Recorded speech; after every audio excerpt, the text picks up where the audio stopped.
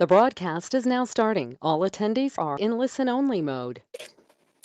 Good evening, everybody. Welcome to the Finance Committee meeting for reviewing the annual town meeting warrants. Today is Thursday, April 29th, 7 p.m. Just a reminder that this meeting is being recorded and part of the public records. You can ask questions and get us addressed using the Q&A feature of the web chat. And lastly, if you are not speaking, I would request you to go on mute to facilitate a smoother meeting proceedings. Having said that, we will move to open forum. Does anybody in here or attendees have anything for the open forum that's not part of the agenda?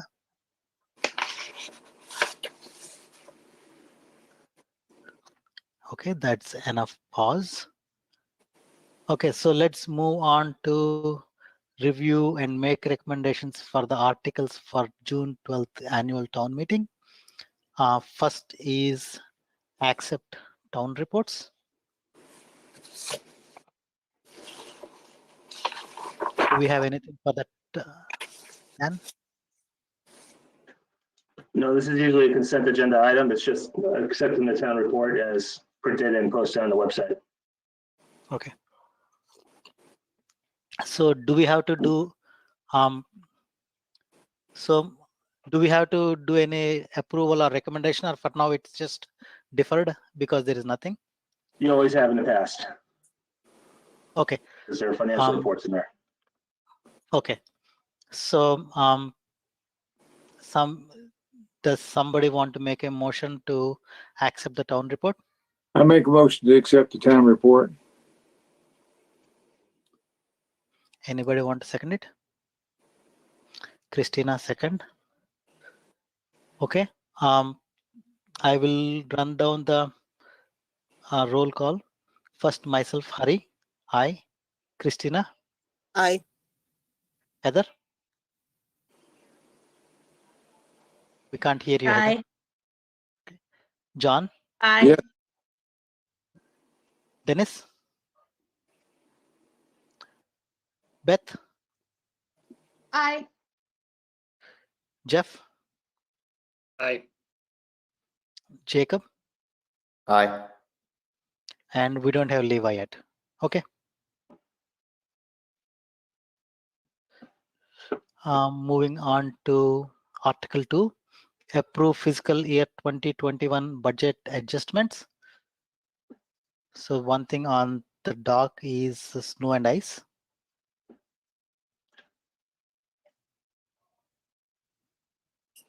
All right. Yes, Dan. Yep. So in the financial model each year, we budget $400,000 as the excess snow and ice.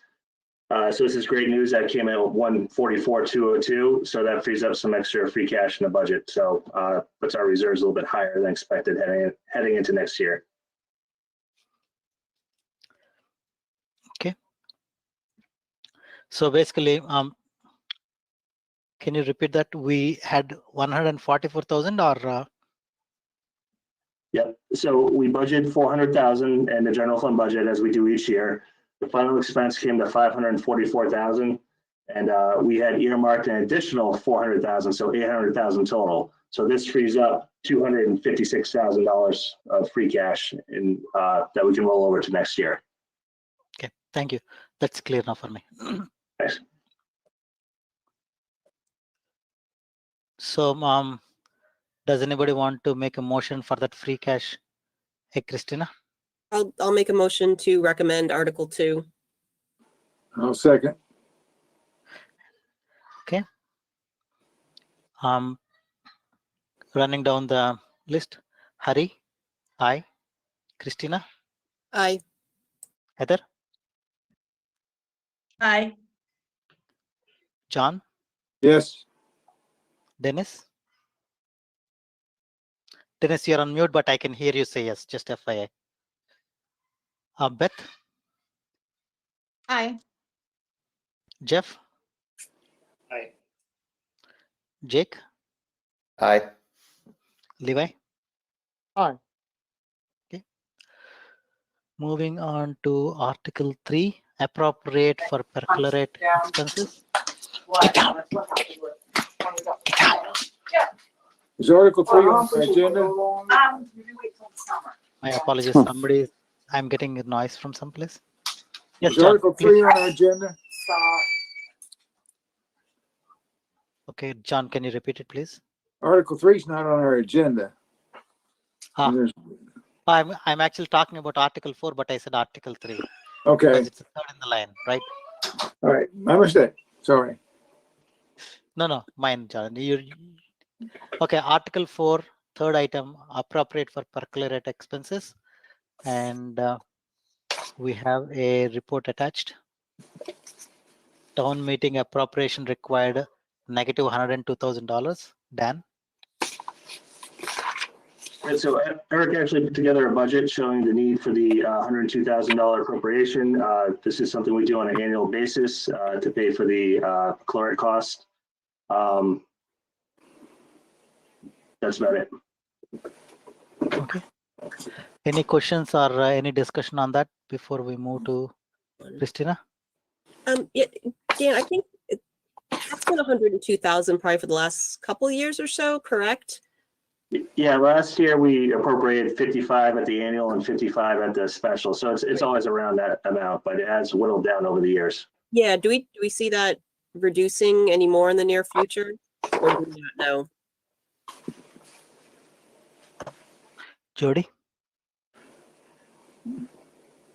So we've taken many steps to have the DEP release us of different obligations, but we still are required to test wells in the vicinity and maintain certain filter systems and so on. So it will decrease, and maybe by the time we're at 20 years, it will be gone, but these are requirements of the DEP that we're complying with, but we're doing our best to keep that as low as possible. Thanks. Okay, any motion to recommend Article 4? I recommend that we approve the appropriation for perchlorate expenses of $102,000. I'll second the recommendation. Okay. Myself, yes, in favor of it. Christina? Yes. Heather? Yes. John? Yes, Dennis? Yes, can you hear me now? Yes, we can. Okay. Beth? Aye. Jeff? Aye.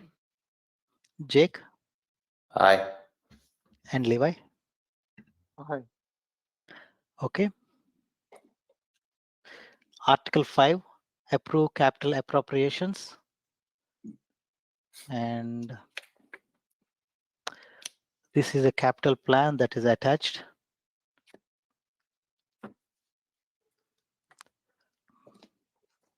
Yeah, no problem. Dan, you want us to take us through? Or is Okay. there anything? I just need to interject for 1 second. So Paul Murray has his hand up. I'm not sure which issue that is, though. Paul, I'm going to unmute you if you want to say anything.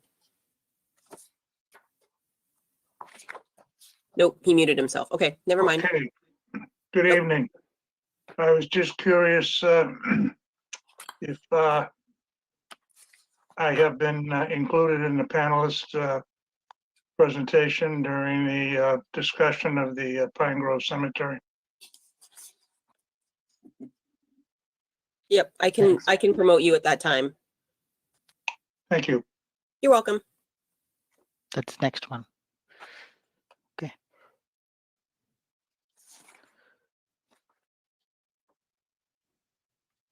It'd be easier if we put these on the screen, Hari. Do you want me to run through each one and see if there's any questions, or how do you want to do this? I was looking at the agenda, not on the articles, but I'm just getting to the articles. So first thing is, we all have discussed this before. There is nothing new we are looking here. Do we vote on all of them together or separately? Does FinCom has any suggestion, or if no preference, we will vote them all together? I have no problem with that. Okay, so the motion right now on the floor will be approve capital appropriations as you're seeing in the meeting docket, Article 5, with technology, town clerk, police, public buildings, fire and schools, and Main Street construction, wastewater management, water enterprise, and ambulance enterprise. That's all the first motion of Article 5. Okay. So, does anybody want to make a motion to recommend Article 5 first motion?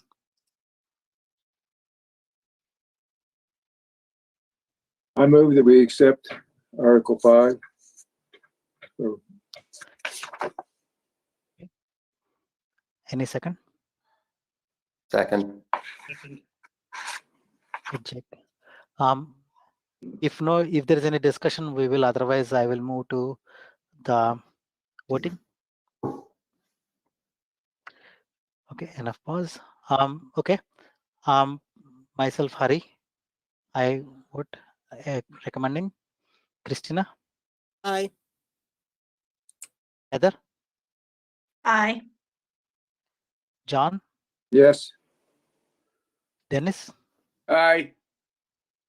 Beth, Aye. Jeff, Aye. Jake, Aye. Levi. Aye. Okay.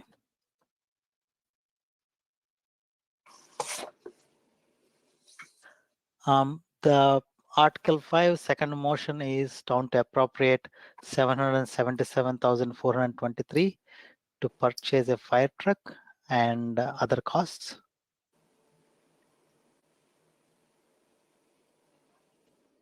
Any motion?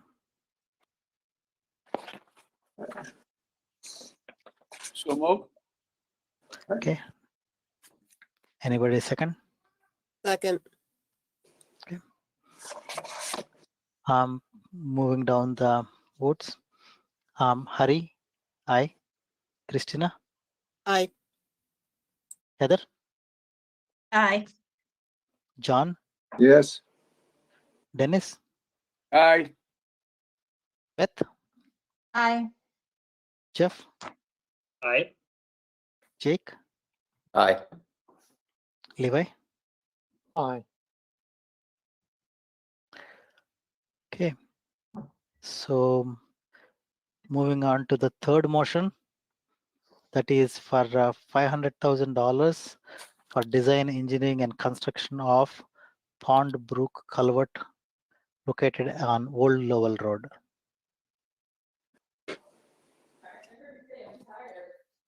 Okay. I'll move to recommend.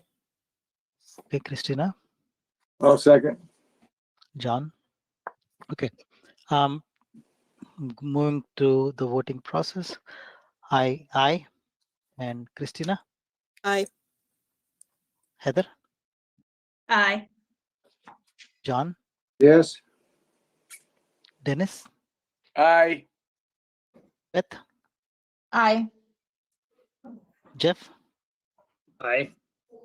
Jake, Aye. Levi.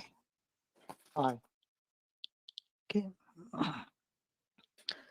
There is a fourth motion that is for the town to appropriate from free cash a sum of $40,000 and transfer said amount to capital stabilization fund.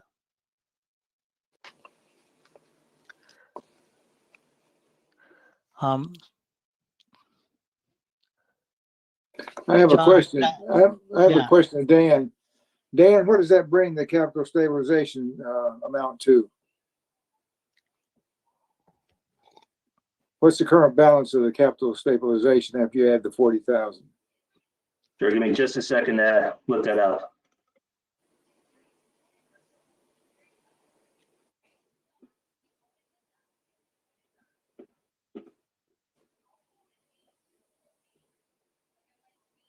Spreadsheet's just loading. Sorry, 1 second.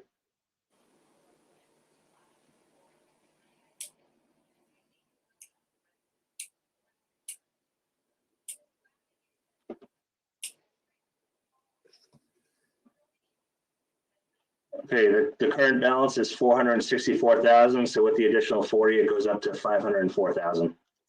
Okay, thank you. So Dan, I must have known this, but it doesn't recall to me. What is the trade-offs between free cash versus capital stabilization fund? I'm sorry, what is the capital stabilization fund? What is the trade-off between the 40,000 being in free cash versus capital stabilization fund? Oh, sorry. Okay, so this 40,000 is actually the money from the Cornerstone Square agreement that is reimbursing for the Joint Dispatch Center. So this is, I believe, the second to last payment from the Cornerstone to the town to reimburse this for the cost of that, a portion of the cost of that. Okay, thank you. Somebody want to make a motion to approve or recommend? I make a motion, we recommend the fourth motion to appropriate from free cash the sum of $40,000 to capital stabilization fund. Any second? Second. Okay, 2 seconds. Moving on to voting. I am okay. I Christina? Aye. Heather? Aye. John? Aye. Dennis? Aye. Beth? Aye. Jeff? Aye. Jake? Aye. Levi? Aye. Okay. Moving on to Article 6. Appropriate the sale of cemetery lots receipts reserved for cemetery improvements. I'm just reading it.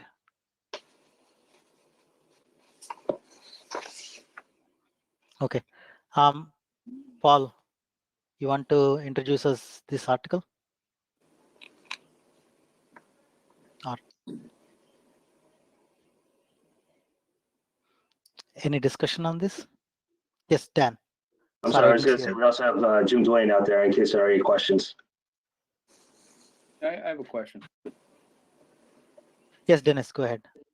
I'd like an explanation. As I recall, when we had when Jim Dwayne was here, we had a conversation about this, and I understand that there was, I think it was $40,000 or $50,000 in the perpetual care account, and that had not been drawn upon.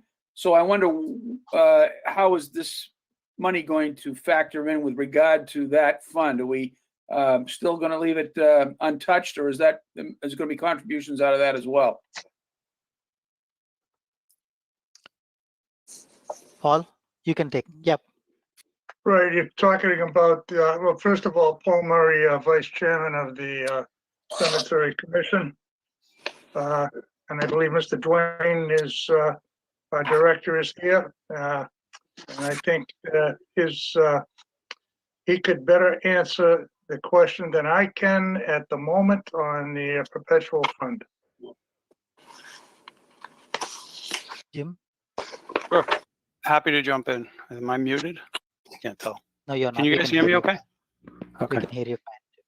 So with regards to the perpetual care fund, Dennis, the Cemetery Commission, when they met, are aware of a couple of balances for various revenue receipts.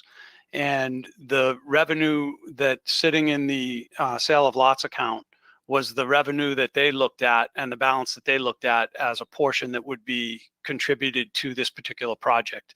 Based on the fact that the sale of lots fund requires an appropriation and an authorization at town meeting for expenditure, and that's a long cycle to do that. But the small balance that's in the perpetual care fund is available for any emergency operations stuff that may come up that needs to be addressed.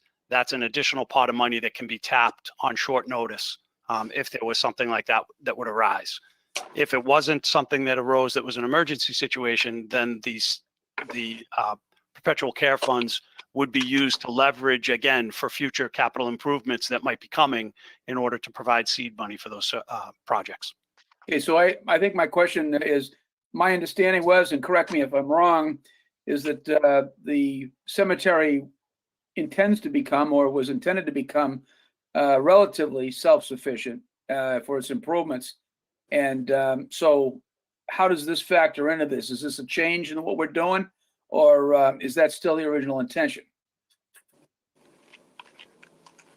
Having been the cemetery director for 3 years, I can't speak to the original intention, but what I can say is that the money that's in the perpetual care right now and the money from the sale of lots, this sale of lots money is not taking anything away from perpetual care. So the money that's in the trust fund, which is non-expendable, from every sale of lot, there's a portion of the money that goes into the trust fund that's non-expendable. That trust fund bears interest on an ongoing basis, and that interest is expendable. And then that money is used for operations within the cemetery as may be needed, but there is an appropriation that comes from the general fund for cemetery operations, which is the way that it's been since I got here, and I can't really speak to before that. I'd have to In other defer words, to this Jody. is supplemental. This supplements what you're doing. Yes. Okay.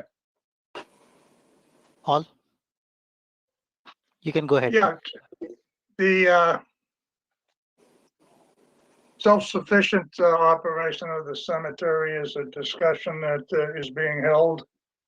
Part of that discussion will be the change in the pricing of the lots.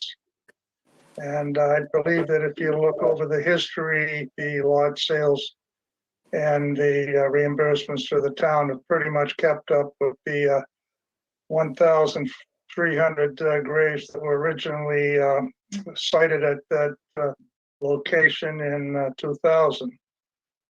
So it's moving forward. If we have approval on this expansion, we are looking to redesign the fees to accomplish a zero balance to the town and base it strictly on as much as we can on what we receive from the sales of lots. Thanks a lot, Paul. Appreciate it. Heather and Christina.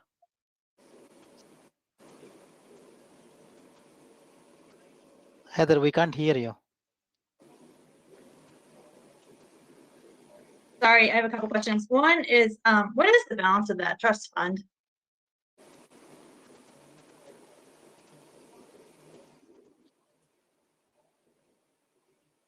Who is going to respond to that? As of March 31st, it was about $550,000.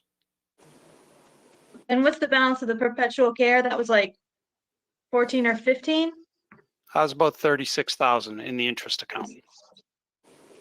Okay, so, and also, when is the last time that perpetual care account was used? I think it was used a little bit the year that I came in, which was 2018. There were some expenses that were charged to the perpetual care account, but other than that, it's been, we haven't been using it for operations. We've been trying to allow that balance to accrue. I hate to break it to you, but that balance isn't going to grow in today's interest rates if you're invested in the safe securities. You'd be lucky to get $1,000.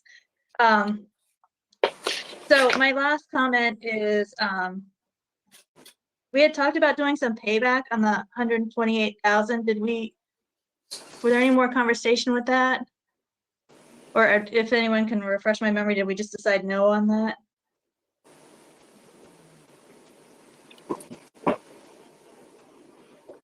What do you mean by payback, Heather? Yeah. I thought because the town is borrowing the 128, not any of the cemetery funds. I thought we had brought up something to put in place so that the cemetery funds would pay back the town the 128. I remember that too. That was actually my question. So now the question has arisen. Dan, can you explain that 157, 128 and the relationship to us?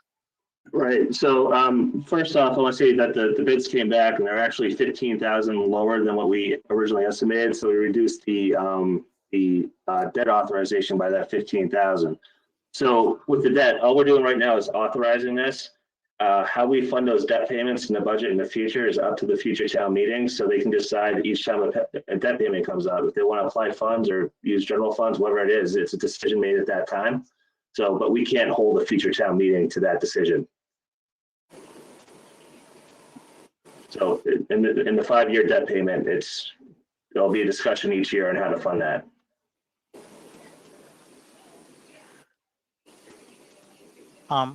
Paul? Christina has a Yes, question.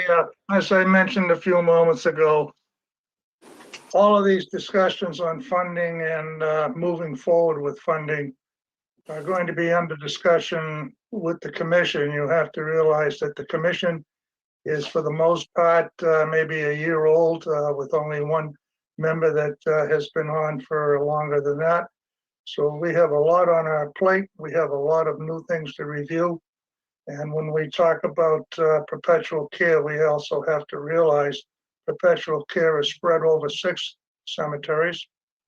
And we also have to understand that there are a couple of caveats in the perpetual care where various families have made donations to it with dedicated instructions on how they want it implemented. Christina? Christina and So then Heather. yeah, Heather asked one of my questions. My second question, actually, Dan, you started to, I wanted to know if we had a bid or bids back so we knew the amounts. Yeah, Jim, do you want to touch on that since you handle that process? I'd be happy to. We do have bids back. The bids were received on the 21st of March, and we had a low bidder who provided us a base bid of $198,932. And that was to accomplish all of the work of the improvement and construction of the new grave space, with the exception of putting down the asphalt. And I am in the process of working with the town engineer and the DPW director to identify alternate means of placing the asphalt that may further reduce the cost of the contract. There's an opportunity for us to potentially use the asphalt mitigation if we can get that timed appropriately.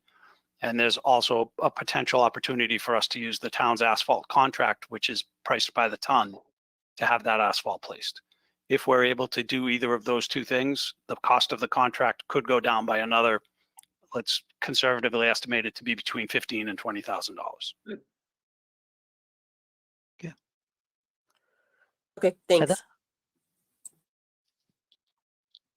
I'm sorry, did you say the bid came in at 198? I do, and I forgot to finish. I did say that. The bid came in at 198,932, so call it 199. And then the ad alternate for the contractor who provided us a bid to place the asphalt, he gave us a price to place the asphalt in case that was the only option we had available. And that price is $33,750. So I guess I'm confused why we're asking for 285 then. Unless I did my. No, we're asking for 285 because that's the price, that's the anticipated price of the construction. And then there's also, they call it construction administration, which is the design and engineering services that you receive from the designer during the construction phase, which has to do with all of the materials and approvals and submittals and review of the shop drawings to make sure that what the contractor's proposing is actually the work being done. We're anticipating that to be about $15,000 to $17,000. And then on top of that, we have a construction contingency of 15% in there in case we run into any unanticipated situations where we need to address it, so that we have the money in the budget to do that. And if you add all of those together, it's 284,835. If we're able to do the asphalt through some alternative means, we could go down by as much as 33,750 if we're able to do it with mitigation. And then depending on unanticipated circumstances, whether or not we have to spend any of the contingency is dependent on how the project goes. But the 284, 835 is to provide us the amount of money that we anticipate to need to start the project and finish the project. And then we're doing everything we can to make sure we control those expenses appropriately as the project progresses. So the funds from the cemetery lots would be spent down first, and then, is that how it would work? I would anticipate, I have to let Dan speak to that, but I think with the way they do the bonding and short-term authorization, that the town wouldn't bond any money until they absolutely had to, and that the receipts we had on hand would be spent first. But Dan, I'm not sure if that's 100% accurate. Yeah, it's a lot easier to spend the money we have on hand first, and then we only bond as much as we spend. We're not gonna just go out and borrow the 128,000. Comes in at 100,000, we'll only bond that amount. So, yes, that was the idea. And I just have one quick last question, if I may. And in the wording of the article, it says for the care, improvements, embellishments, or the enlargement of Pine Grove Cemetery. I don't know how much of a stickler we need to be on wording, but should it be and or the enlargement, or maybe just and? Or does it not matter and it's not that important?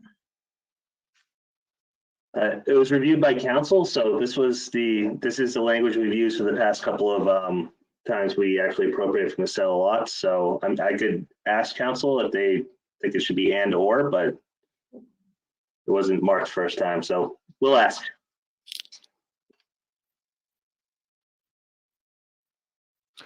Okay. I have one single question. Most of my questions are answered by the discussion.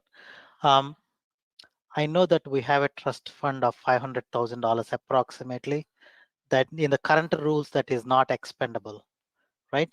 So can we explain in which conditions that money would ever come out, or it would never come out at all? So, Yeah. go ahead. Sorry, go ahead, Jim, you go. My understanding of the trust fund, the way it was explained to me, is put it in a lockbox and throw away the key. That's the principle in the trust fund, which is never available for expenditure. However, the interest that it earns is available for expenditure in real time. Okay. It would be nice if somebody has spare time, if somebody could pull that article of that or the write-up of the trust fund and put it in some place so people who are coming down the line can have it for reference. Right, today only Jim, you know it, nobody else, right? So if we have that somewhere, we should have the documented rules for the trust fund. Yeah, if we can very find good. that would be great. Good job, Harry. Okay, so any more discussion on the Article 6? Paul? You're on mute. Paul, we can't hear you. Oh, Okay, considering the trust fund, I just want to make a recommendation that I think the trust fund should be reviewed by town council so that we understand all the legalities of it and have a fresh opinion. Yep. Jody? Oops, my recollection is that is governed by Mass General Law. So we'll pull up the law and share that. I don't need a council opinion. So, but we're happy to share that with all of you. So. that's good. Thanks, Thank you. Jody. Can we move to vote for Article 6? Sure.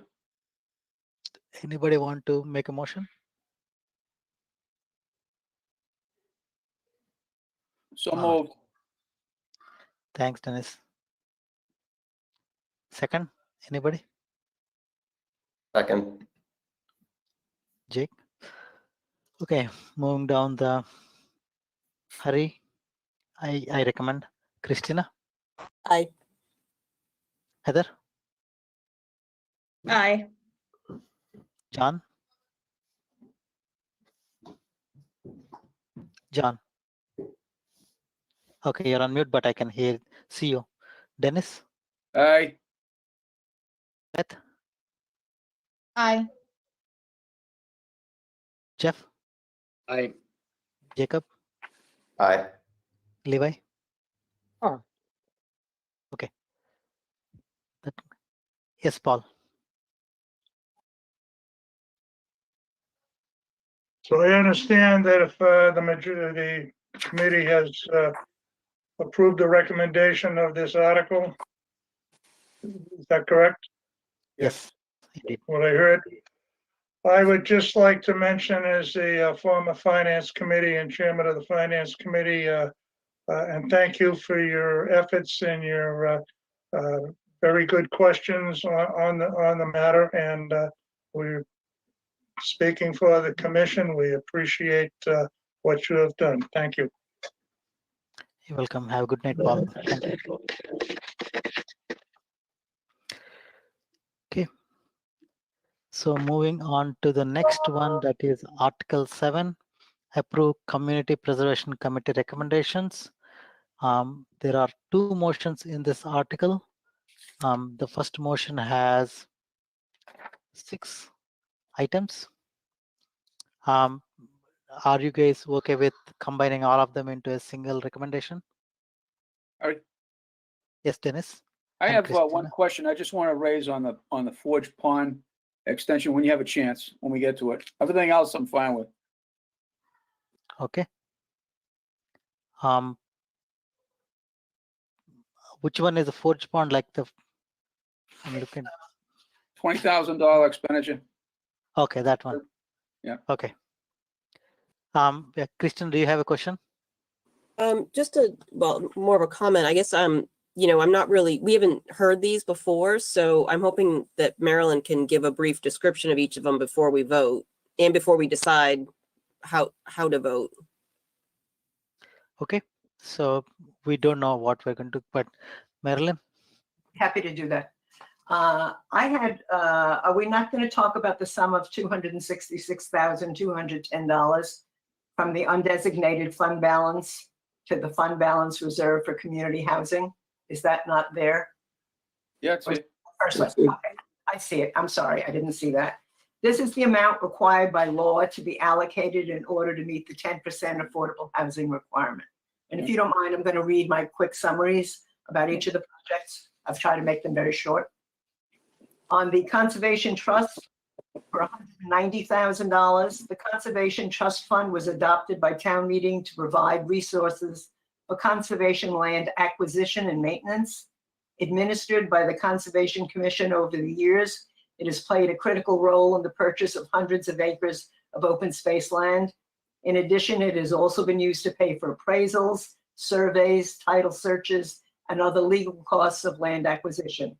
An example, in 2018, the town approved the purchase of the 47-acre Adams parcel using $500,000 from the trust and borrowing $4.5 million of CPA funds. Also, it funded the 111-acre Pinsky parcel, among others.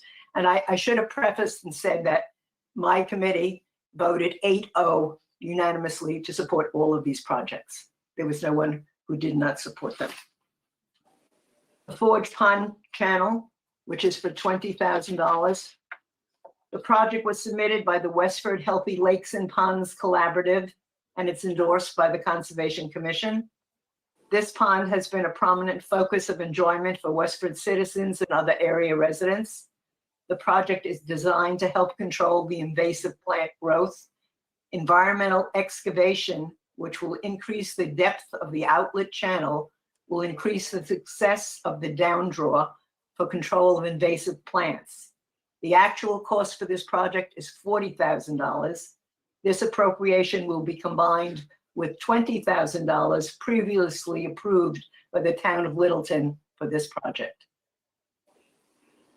On the O'Brien Public, is that the next one? Yes. Okay, the O'Brien Farm Public Footbridge, the price on that is $37,294. This application is brought to us by the Conservation Commission. The amount being asked for is $30,294, which represents the total cost of the project.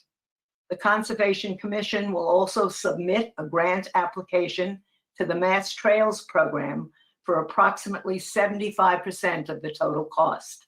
If the Mass Trails grant is received by the town, the grant money would be applied to offset the CPC grant amount. The money would come back to CPC. This bridge will enhance walkers' experiences by connecting the two parcels currently separated by Pond Brook via a low-level footbridge over the brook, which would eliminate the need for people who are walking to reverse direction and return to the road in order to traverse the second parcel. The O'Brien Farm is a conservation restriction 23-acre property with the CR held jointly between the town of Westford and the Sudbury Valley trustees. Currently, visitors can use it for walking, cross-country skiing, and snowshoeing. It was used extremely heavily during this pandemic. The project is supported as well by the Conservation Trust. Robinson Playgrounds, with a cost of $594,000. It's for a new playground for preschool and kindergarten, and to upgrade the existing playground first and second grade. This project is submitted by the Westford Public Schools, the project manager being Paul Fox, Director of Facilities for the town and public schools. The existing play structure and playground area at the Robinson School was installed in 2002. 19 years later, it has many pieces that have been removed because they were not working properly. The playground is in sad condition and needs to comply with the ADA requirements as well. It does not meet the needs of 2021. In addition, in 2020, the integrated preschool program, previously housed at the Millennium, was split apart and divided among the 3 K2 schools. For safety reasons, this area is required to be separate from the current playground for K to grade 2. The goal is to create 2 playground areas with structures and activities that are accessible for use by all students ages 3 to 12, despite ability or possible physical or cognitive limitation. This accessibility to both playgrounds is also important to the adults as well. The Westford Museum at $105,000. The Westford Museum is an iconic building in the integral part of the Westford Historic Center. The museum operates in the original Westford Academy building that was constructed in 1794. The building was restored in 1970 to accommodate the museum needs. Additional restoration work has been done on the roof, the cupola, and structure in 2013. This grant is for the removal of the windows with stripping and cosmetic restoration for 35 double hung windows. And lastly, 35 Town Farm Road at the cost of $2 million. The application proposes to undertake the development of a 35-unit mixed income senior 62+ residential consisting of 6 studios and 29 one-bedrooms. This will address a need for senior housing and services, further supports the efforts of the town to preserve the historic building, and creates much-needed housing specifically for seniors who want to stay in Westford. Currently, the wait for low-income housing is 5+ years. Furthermore, it will house the local food pantry, which has outgrown its location. This application is supported by the Board of Selectmen and by the Council on Aging.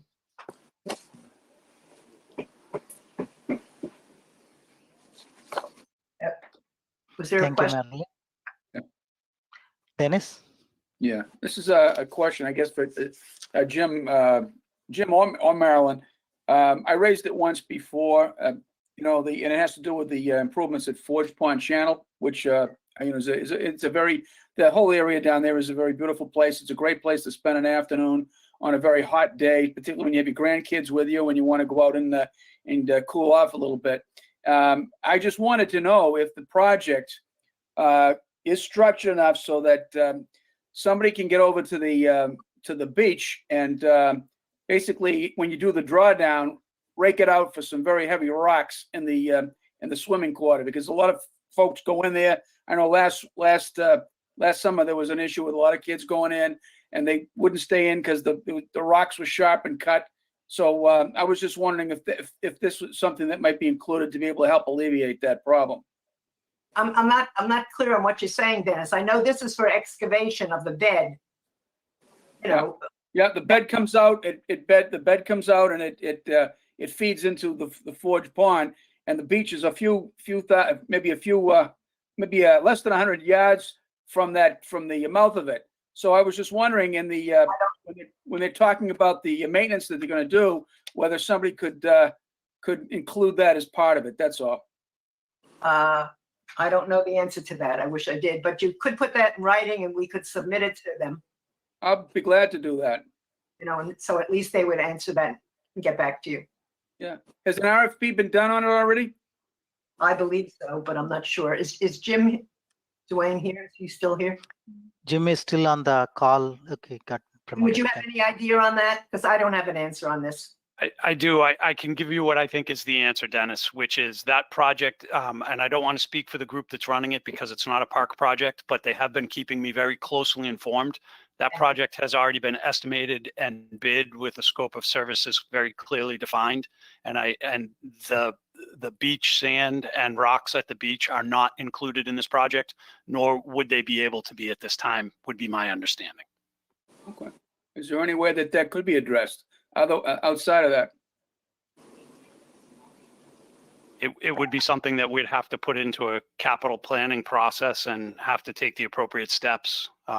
But, you know, it would be a completely separate project. All right. Thank you. Thank you, Jim. Anybody have any questions? Christina? Yeah, I'm not sure if anyone knows this, but do we know what the Westford Conservation Trust balance is currently? I don't know. I have to ask Peter Mala. I don't know that.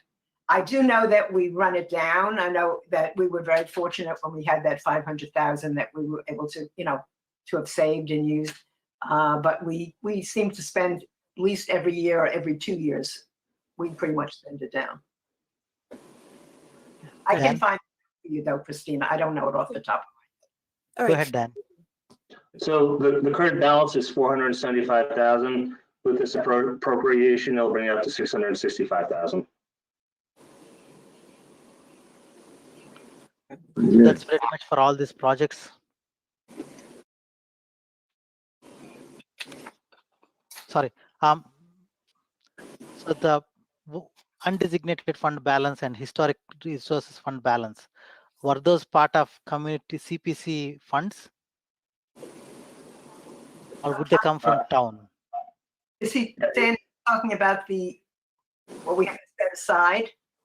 I'm not sure what you're asking, Harry. So there are two sources for all these 6 projects, right? One is undesignated fund balance for the first 5. And the last one is historic resources fund balance. Oh, where this money is coming from, you're asking at the current time. That's correct. Dan, can you look at that? We actually have a spreadsheet that shows exactly where all this is coming from that I can put on the screen here.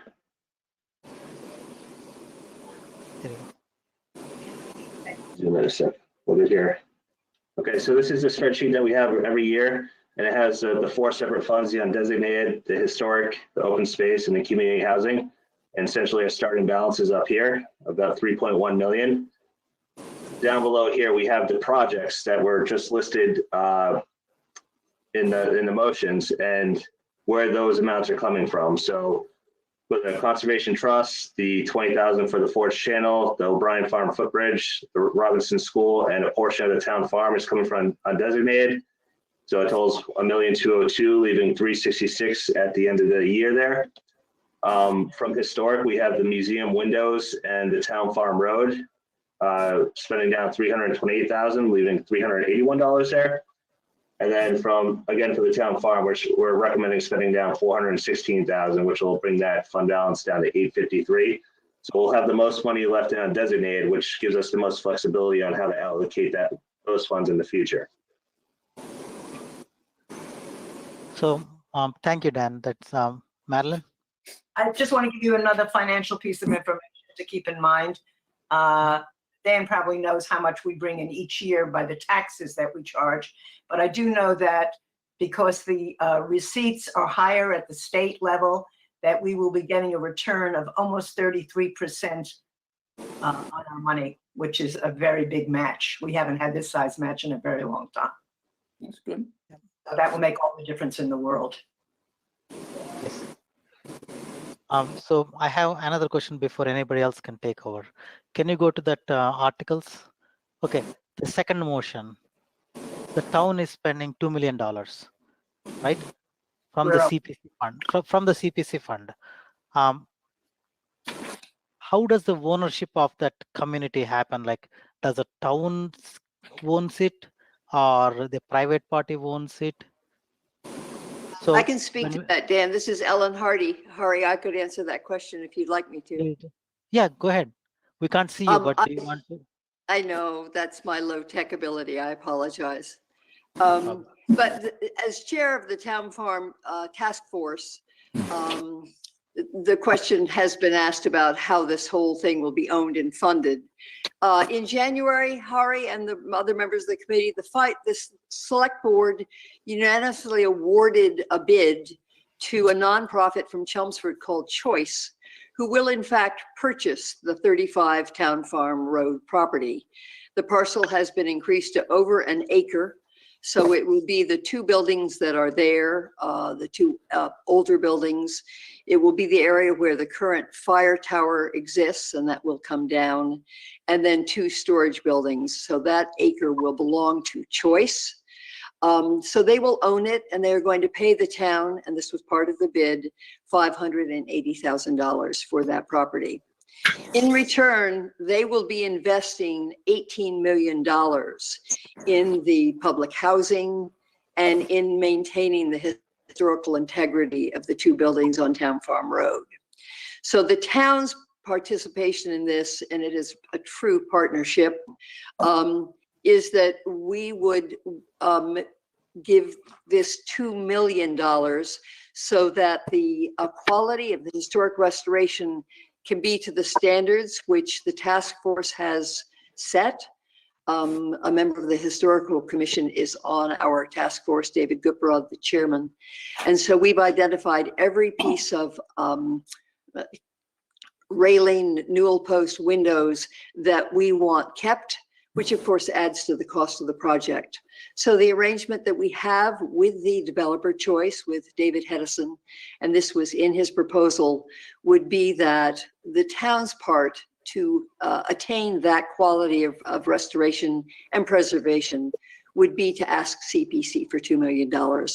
So the town will receive $580,000 from the sale.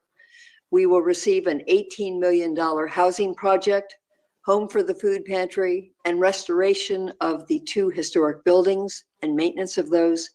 And in return, our investment will be $2 million from the historic preservation CPC funds. And in the task force opinion, this is exactly the kind of project the town meeting created the CPC historic portion for. Okay, gotcha. So thanks, Ellen. Very helpful. You're welcome. Is there a way to reflect what you have mentioned in the second motion, or that is a different question altogether? The wording of the second motion has been, as Dan will attest, created by a town council and in conjunction with the finance office. We had no part in that, but we certainly can talk to council and see if we will be making a presentation at town meeting for sure, Hari, so that the voters know exactly how the whole project is going to pull together. So this motion will not be the only thing the voters see on June 12th. Okay. Thank you. And the last question I have is, there are 4 other numbers in that paragraph: 361,000, 223,000, 416,000, and 1 million. I'm guessing that is the breakdown of sources of the funds for the 2 million. I believe that's what Dan just addressed in terms of which parts come from the undesignated fund, which comes from the parts that are earmarked for historic preservation specifically.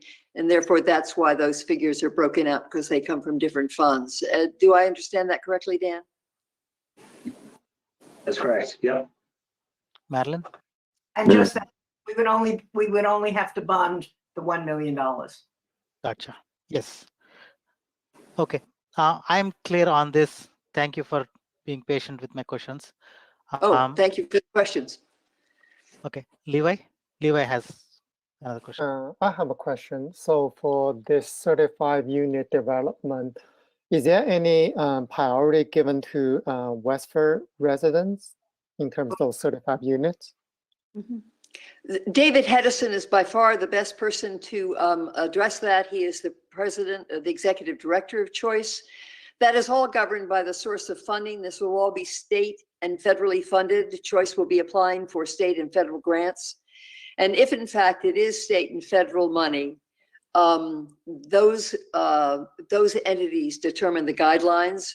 But our housing authority and the senior center, who really spearheaded this and put the task force in touch with David Hedison and Choice, of course, our priority is to make this available to Westford residents first. So wherever that wording can be done, I can assure you, Levi, that we will in fact make that an absolute priority, because it's our priority too. So as far as it's we have to determine its legality, but we will work our darndest to have that be the first priority. I will find out from David Hedison if it depends on where the money comes from. He does not have that money in hand. He will be applying for that, submitting that grant by December of 2021 for those funds. It's sure how we hope it breaks down. Okay, thank you. I have one more question. So, Alan, you said this new construction will house the Westford Food Pantry. Actually, no, the would food that- pantry will be in the old building, Hari. The food Okay. pantry will be in the 1837 building. The whole first floor will be the food pantry. The new construction will be the apartments. Okay. Okay. If any other questions exist, we will ask. Otherwise, I can look for a motion for approval. Sorry, I have a question, but I think I'm frozen because I freeze when stuff goes on the screen. On the playgrounds, I thought at one of the school committee meetings or one of our meetings in prior years, it was stated that there would be no extra expenses by moving out the preschools to the different elementaries. So I'm wondering, obviously the playground is an added expense. Will we anticipate those expenses showing up for NAB and Miller?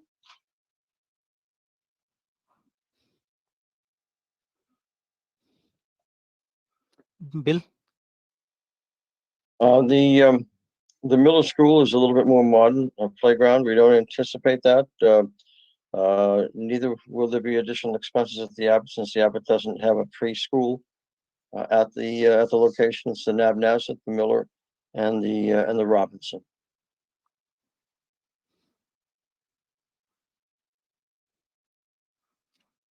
Okay.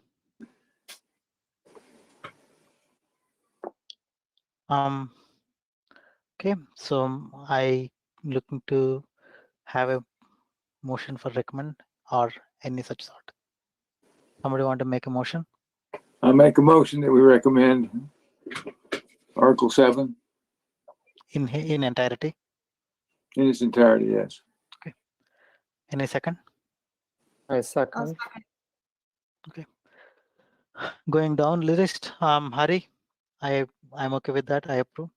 Christina? Aye. Heather? Aye. John? Aye. Dennis? Aye. Beth? Aye. Jeff? Aye. Jake? Aye. Levi? Aye. Okay, that concludes Article 7.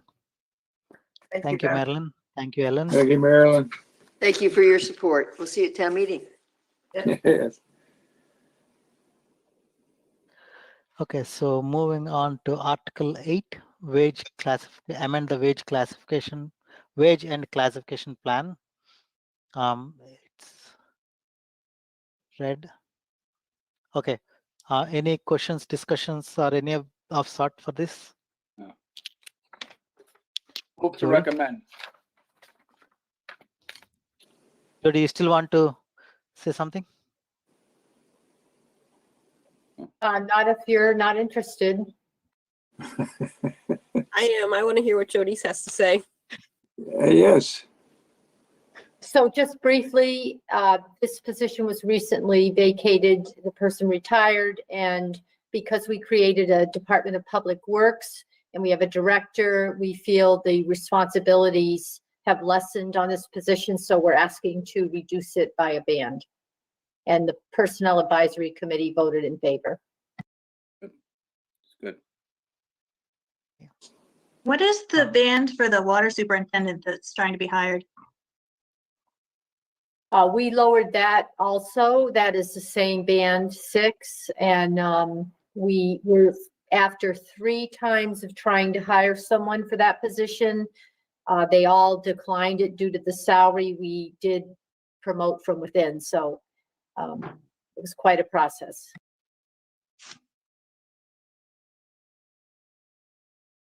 Do we want to?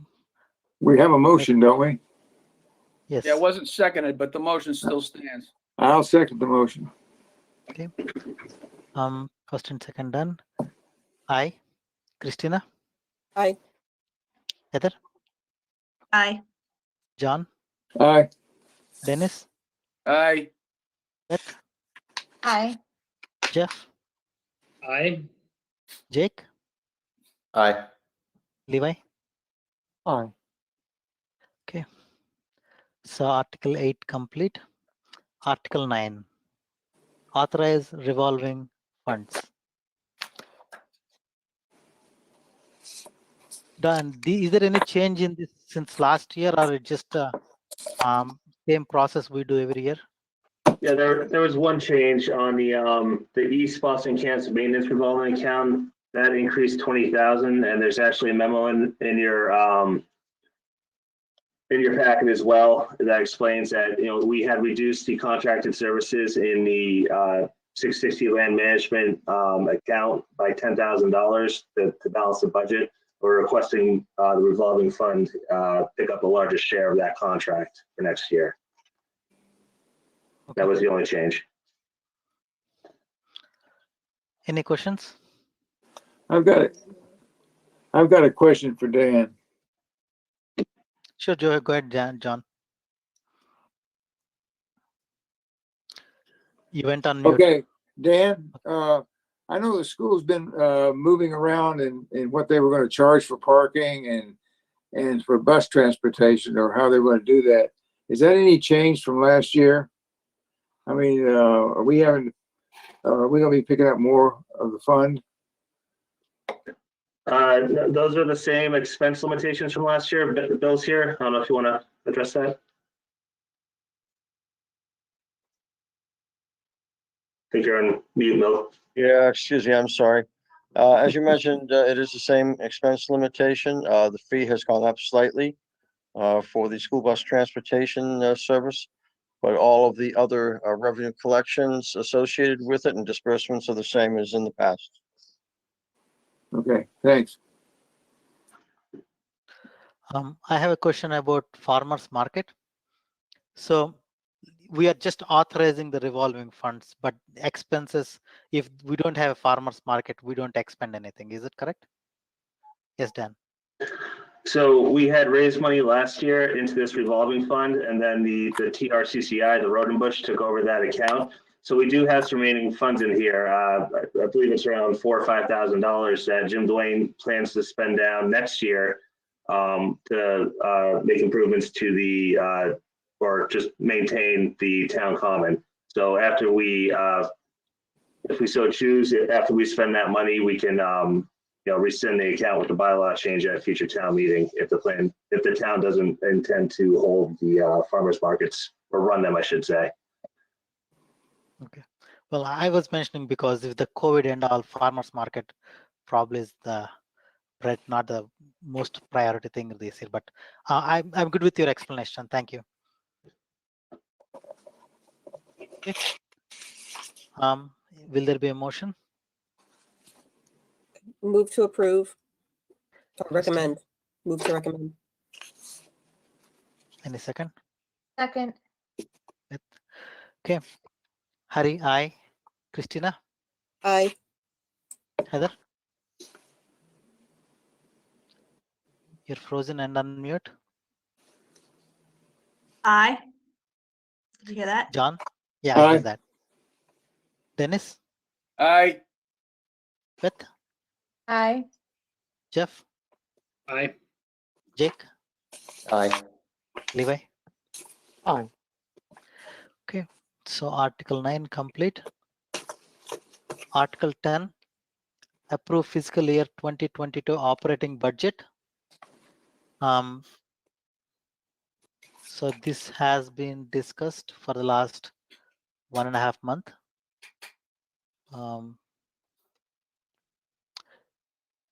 Is there any discussion or I had one question. please, John?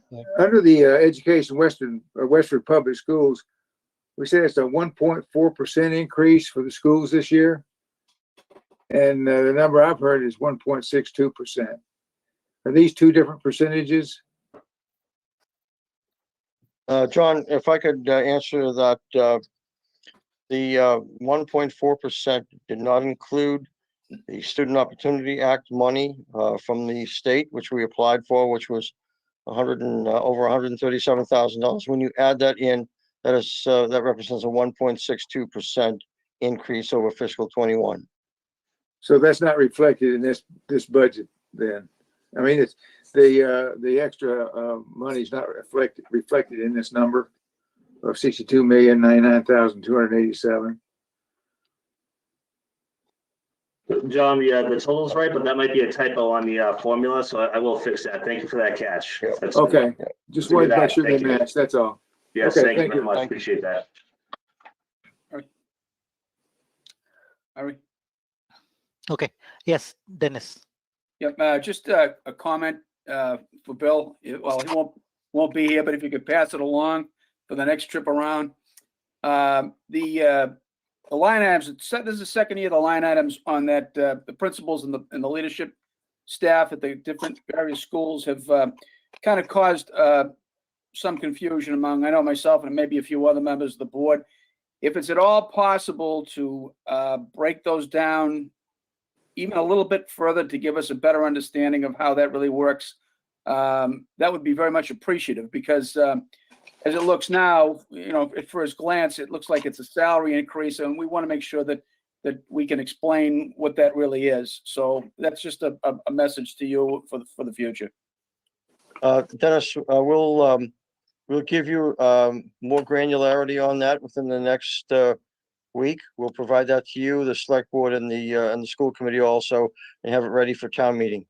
Thank you very much. I appreciate it.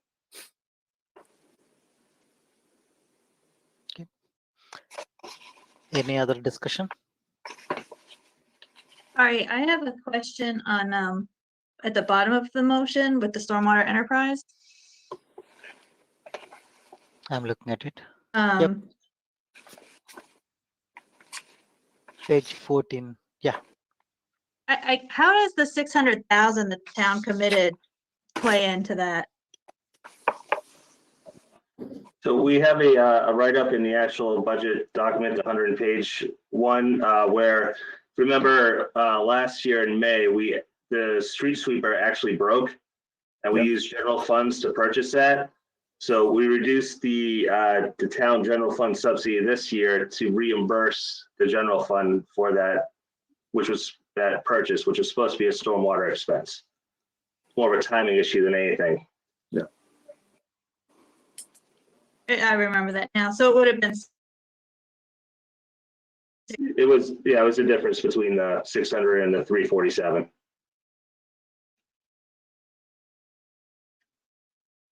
I have another question on stormwater enterprise, but my question on that, I don't know if they relate or not.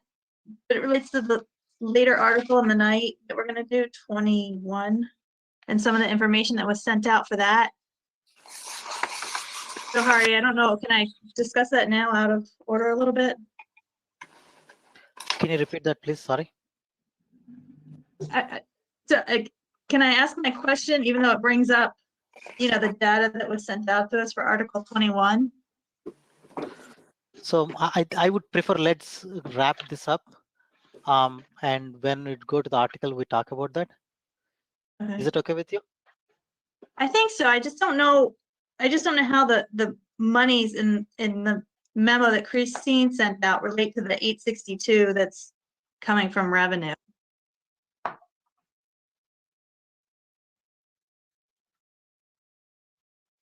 All right, I can address that quickly. So I think she sent out something that she was going to collect like 1.14. Right. So go ahead, Dan. Okay. So the actual operating budget is in this, and most of the stormwater is going to be for capital related expenses. So the revenue that comes in is going to close out to retained earnings that we can then turn around and reappropriate for future capital appropriations. So most of this is to maintain the infrastructure going into the future. So that's why the revenue projection is higher than what we're putting into the operating budget.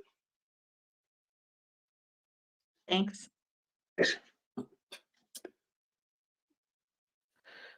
Okay. Any other questions on the operating budget for fiscal year 2022? I know it's a big ticket item. Yes. No argument there. Who wants to make a motion for that? I'll make a motion to recommend Article 10. Yeah, thanks, Christina. Anybody I'll want to second John? that motion. Yeah, you are the big spenders now. Yes. I'm okay with that. Christina? Aye. Heather? Aye.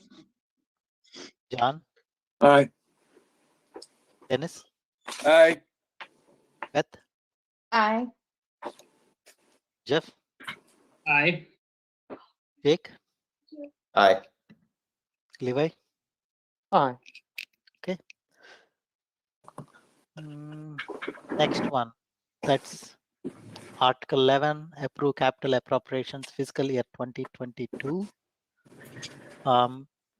That is the stormwater enterprise $45,000 vehicle purchase and equipment.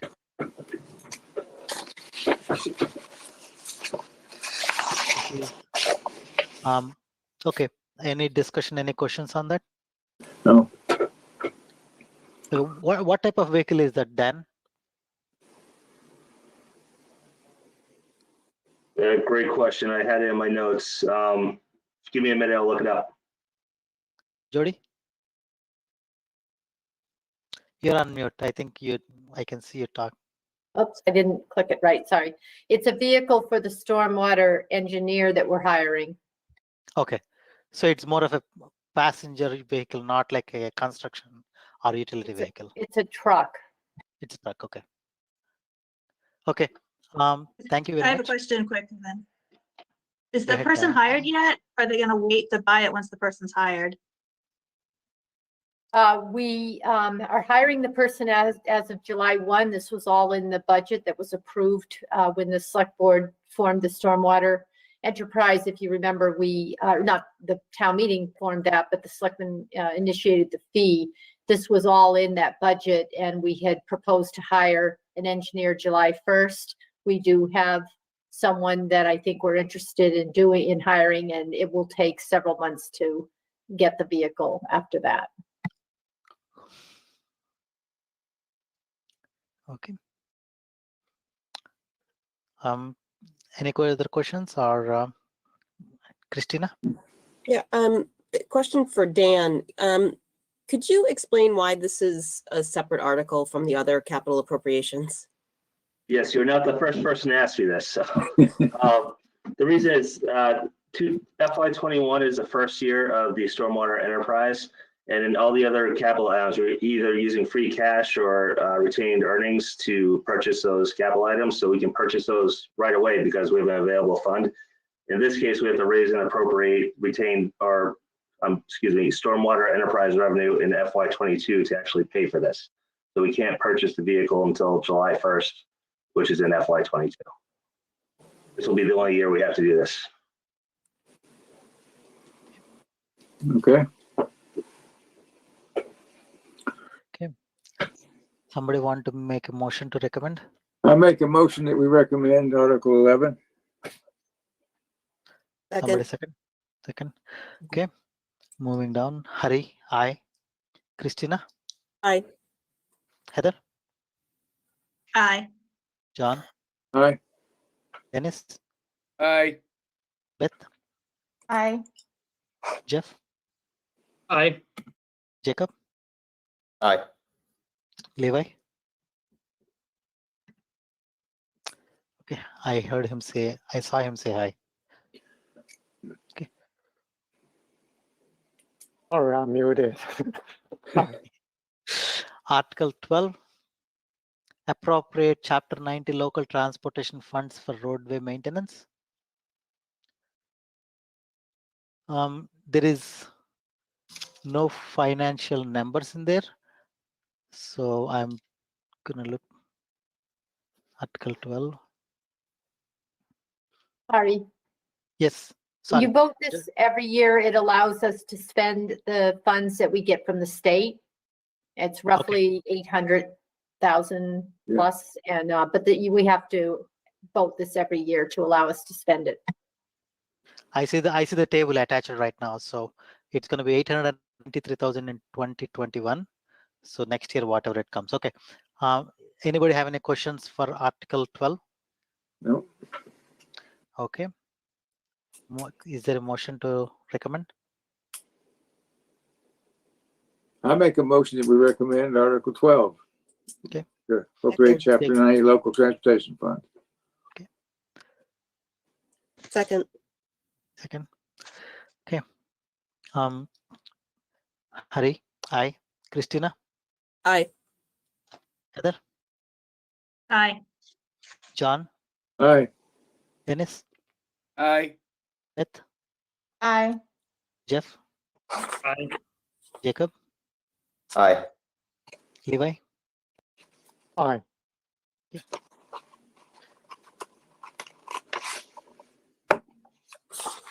Article 13. Appropriate funds from water enterprise, other post-employment stabilization fund to water enterprise. Okay. Any questions, discussions regarding this one? Dan, why are we doing this? Okay, so other post-employment benefits are health insurance and life insurance for retirees once they're done working with the town. The water enterprise actually serves as a model for how this should operate. They are fully funded. So each year through their operating budget, they're allocating $30,000 into the trust fund. And then we're allocating out of the trust fund the projected expenses for our current retirees. So this $29,000 will pay for the health insurance for the retired water employees. Okay, thank you. So would that be the money going from water enterprise budget into fund, stabilization fund, or the other way? This is the other way. Okay. Okay. I have no questions further. Anybody want to make a motion to recommend Article 13? So moved. So moved. I'll second. Okay. Going down the list. Hari, aye. Christina? Aye. Heather? Aye. John? Aye. Dennis? Aye. Beth? Aye. Jeff? Aye. Jacob? Aye. Levi? Aye. So the last one for today, Article 21. Establish a municipal charges lien pursuant to General Laws, Chapter 40, Section 58 for unpaid stormwater utility fees. So basically, this gives authorization to establish a lien if somebody doesn't pay stormwater fees. Okay. And why is it not? Okay. Dennis, okay, let me ask mine and then we can just go. Absolutely, go ahead. Why is this not part of the stormwater establishment last year itself? I'm sorry, did you say why was this not established last year? Yeah. I think we just decided to get the whole stormwater thing going and then bring this back at a later town meeting. So our collections are doing pretty well, and we've had some appeals, not many, but it just gives us the authority to add a lien if we need to. Okay. Dennis? I will take issue with this. As you recall, I objected to the stormwater situation when it was first proposed because under my my assessment of it, this was a tax, not a fee. And as a tax, there are certain provisions that needed to be followed. A lien is a very punitive action, and it's generally reserved for people who don't pay taxes. So the old saying that if it walks like a duck and it talks like a duck, it's a duck. Well, the same thing holds here. This is a tax. It's a punitive action. And I believe the town meeting, in my opinion, was denied a very important opportunity to discuss this matter because quite literally the opposition to this was suppressed at the town meeting and we couldn't make an argument. So until the time comes when the town actually gets a chance to have a straight out discussion about this, I will not support a lien.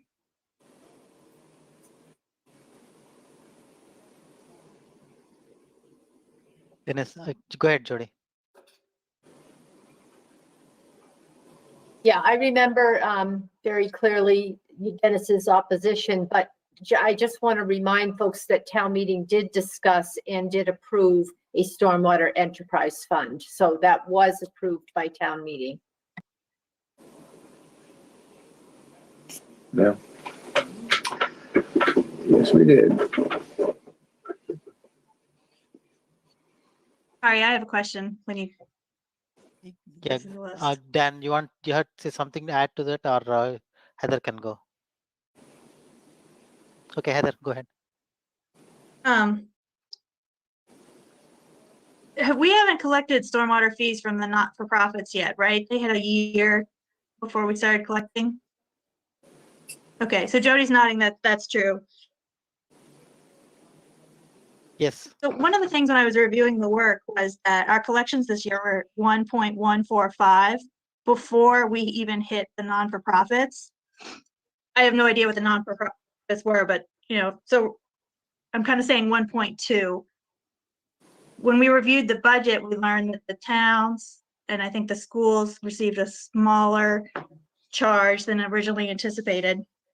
So I say all that because I went back and I pulled the budget, and the stormwater expenses to be raised were $926,000 on average for the first 3 years. And we're already substantially over that in just year one, not even had collected everything. So I'm just curious if you can speak to that a little bit.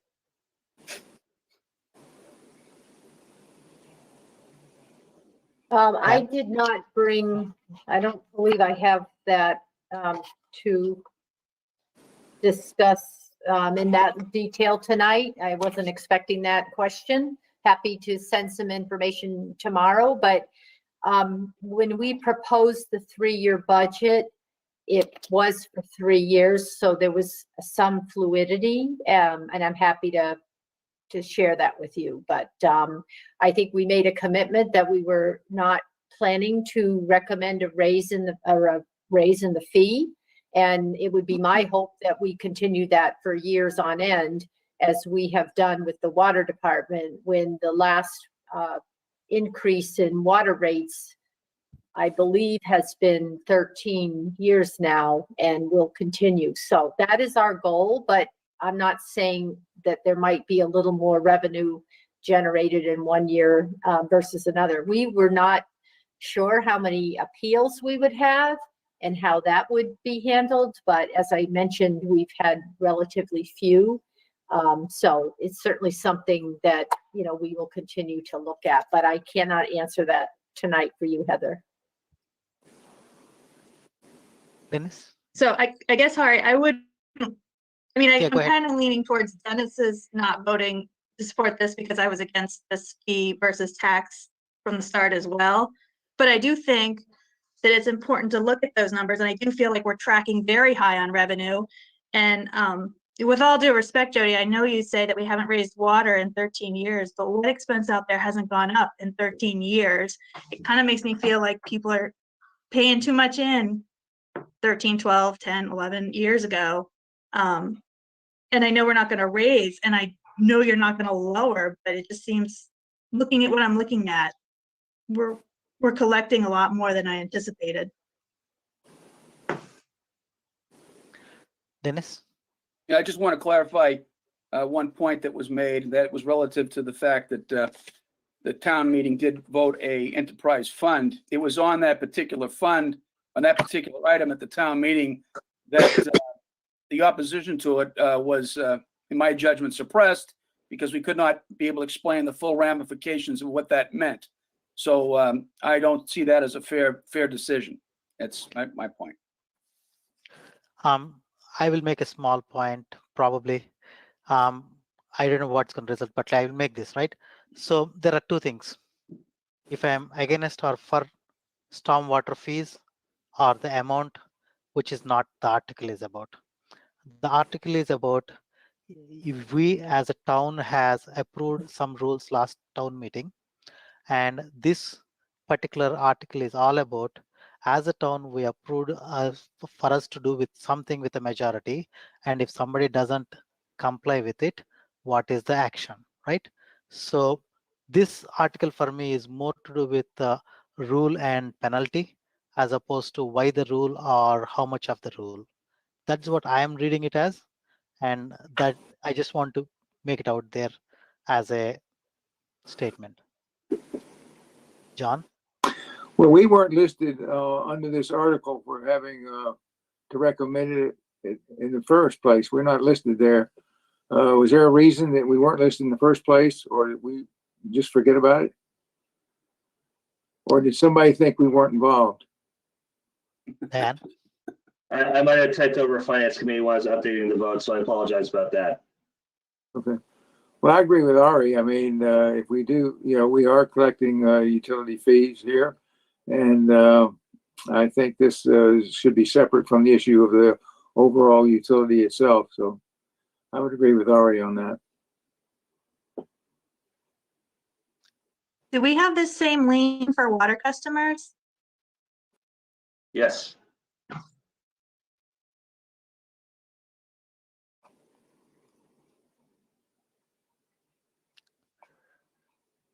Okay, any other questions? I have a question on how that would work with some of these non-for-profits. Like when you start billing the churches, you put a lien on the church? Dan, Jody? That's a great question. I think we might need our tax expert, Christine, to answer that one. So we can get back to you on that. Attorney as well. Well, it's stormwater. You cannot just use well. There is no other way for stormwater. Can I don't know if I need to move or whatever, but can we push this one to one of our later meetings? Or is this it as far as recommendations? Because I would like to hear back about how the revenue that seems to be collected is so much higher than what was originally budgeted. So we have a next meeting on May 20th. By the time we need to have FinCom book ready. So Dan, Jody, your thoughts? Is there a facility for FinCom? I mean, personally, I think that I understand Heather has questions, but to me, that's more about what fee we're charging and what we're doing with the funding and the budget and things like that. I mean, this is, do you want to establish a lien if people don't pay or not? I mean, that's, I don't see that as related to how much revenue we've collected versus our projections. That's my personal opinion, but obviously you all can do whatever you want, you know, with it. The select board will be voting on the 11th, and they're looking for FinCom recommendations on the financial articles. I don't know whether they would move forward if you haven't voted on this or not. I don't know. I would hate to put a lien on somebody if I didn't feel they were charged the fair fee. So I guess that's why I look at them combined. You know, I'd like to speak to that because I think what we should remember is the stormwater enterprise fund and the associated fee was to allow us to comply with DEP and EPA regulations to keep our drinking water safe. And so we had to come up with more funds to comply with their regulations. The only way we could do that was to either increase or decrease our budgets, go for an override, or establish an enterprise fund for stormwater. The select board did decide they wanted to pursue the fee. Town meeting did vote to approve the enterprise fund. The select board decided to go for a middle range of compliance. We could have spent a lot more money to comply at a higher level, or we could have spent less and just kind of got along at the lowest level we could to comply. So this was all discussed over a year period. I know we have a couple of new finance committee members here. It was a year period. There were people like Dennis who disagreed. But in the end, the town meeting did support establishing this fund. So it is a fluid fund. We have equipment and needs far in excess of the $1 million fee collection estimate a year, but we've made a commitment to try to live within that budget to comply with those requirements. So it's a very complex issue, but I think in the end, it's a fairly simple question, whether or not you think if someone does not pay their stormwater fee, can we put a lien on their property? And that's all this question is. It's not about the budget or, and I'm happy to answer all those questions. I didn't expect that tonight. So I just, again, it's up to you all what you think, but I just think we need to understand what the issues are, and what the question is. So the question is FinCom ready to vote on this? I am. I'm either a no or a defer it. Okay. Again, if see there is a motion and a second, we will go through the vote, right? Otherwise, there is none. But I'm looking at FinCom to see if there is a motion for it. Christina, you have a comment? I'll make the motion so we can see how people vote. So I move to recommend Article 21. Okay. I'll second that. Okay. So since we had the discussion before, we can still have a discussion or proceed to the voting. Okay, I'm gonna go down the list. I'm in favor of this. Christina? Yes. Heather? No. John? Yes. Dennis? Nay. Beth? Aye. Jeff? Aye. Jacob? Aye. Levi? Aye. Okay, so that ends Article 21 with the current session. What was the vote tally? 7-2? 7-2. Yeah. Okay, so that we have concluded the review and make recommendations for articles. Any statements, questions, or anything before we go to approval of minutes? I have a question. I saw the solar panel things on the warrant, and I'm not sure what is happening with that. Are we going to be discussing that before town meeting? There's an article on a school, right? Number 15. Placeholder. Jody has a comment. Oh, sorry, I was looking at the article over there. Sorry, Jody, go ahead. Thank you. Actually, those articles are going to be pulled. That's a project that Eric has been working on with Paul Fox and Dan, and we just did not get it to the finish line. Clean Energy and Sustainability Committee, I believe that's what they're called now, has also been involved. But it is something we want to do. We just ran out of time. We haven't been able to get to the school committee, and it's a big deal. So those will be pulled, and we will bring them back to a future town meeting. Thank you. And if nobody else has questions, I'm going to leave you all. Good night, Bye, Jody. Jody. Thank you for joining. Good Enjoy night, your break everybody. next week. Take care. Yeah. Okay. Moving on to 8:20 agenda item, that is approval of minutes for April 8th. Motion to approve. I'll second. A second. Has anybody read any revisions, or we will move to voting? Okay. Aye. Christina? Aye. Heather? Aye. I saw you say aye. Okay, John? Aye. Dennis? Aye. Beth? Aye. Jeff? Aye. Jacob? Aye. Levi? Fine. Okay.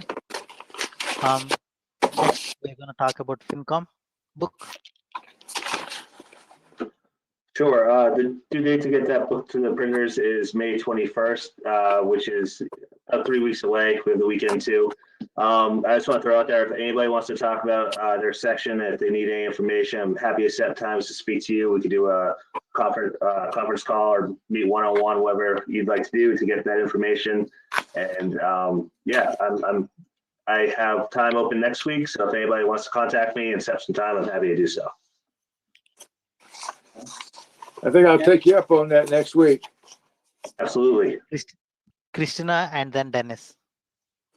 Dan, did we say that we need to have our parts in by May 17th, or what was the date on that? So that would be more of a drop dead date. I'm hoping for a little bit sooner. We can get at least some of them in. We do have to review all the information in there. Heather has done it the past couple of years and done a great job at it. So Heather, no pressure, but if you want to help again. I'll see if anyone else wants to sign up first. Okay. Well, you were looking for the 12th, weren't you, Dan? Dennis is raising his hand over there. I thought I saw him. I think He you want wants the to do it. question then. I just wanted to, we're going to do we did an overview last year, which I think a lot of folks liked. I think we should do another one. If you want, I'll send you a draft, Danny, and you can look at it, and the group can look at it. But I think the draft gives people a perspective to be able to fit the budget data in and look at it. So That's a good idea. Yeah. Did everybody receive last year's book that I sent out? Does everybody have that copy, or do you need me to resend it? I have it. Can you resend it in Can a you doc instead of a docx? Sure.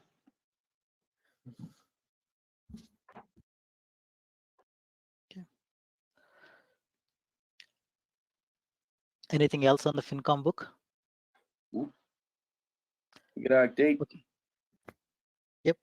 Okay. So the future meetings are May 20th to review the FinCom book and June 12th annual town meeting. Wow, quick year, huh? We're already here. Time's flying.